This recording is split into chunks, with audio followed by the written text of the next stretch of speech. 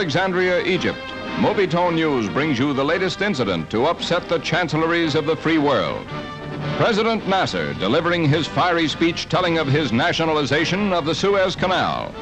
A seizure from private interests that the Egyptian says is his answer to the West for refusing to finance the Aswan Dam. It's a situation fraught with implications. But undeterred, President Nasser raises his country's flag to symbolize his action. And although his followers hail him and carry him triumphantly on their shoulders, in London, Paris, and Washington, the fate of the strategic waterway causes grave concern.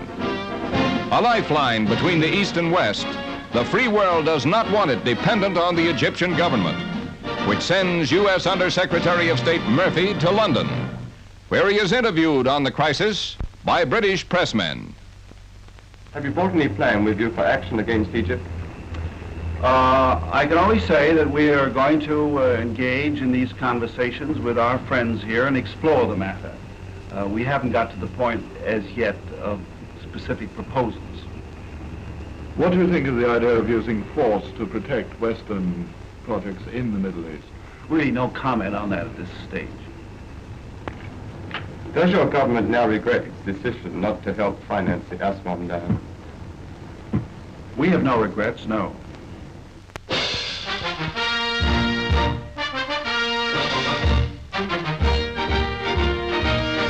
Arriving in the Egyptian capital from Alexandria, where he proclaimed his seizure of the Suez Canal Company, President Nasser finds Cairo's population in a veritable nationalistic frenzy.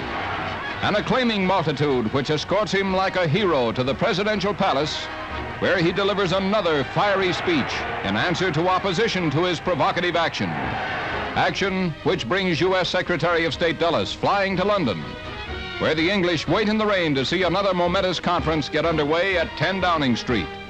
It's a three-power meeting with France the third party, and the talks tend to favor international rule for the canal, with a bid to Russia to take a part.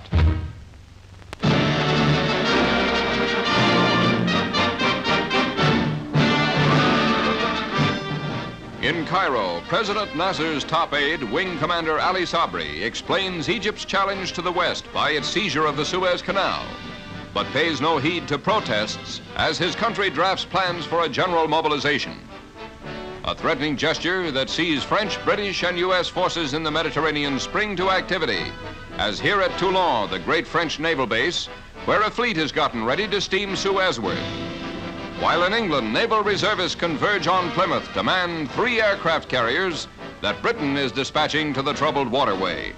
A precautionary measure in the event of Egypt's refusal to attend the 24-nation meeting called to internationalize the seized canal.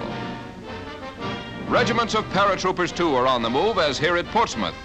For each of the 3 British flat tops sailing to the Mediterranean will be loaded with these most modern of fighting units, as the West, challenged again, faces the facts.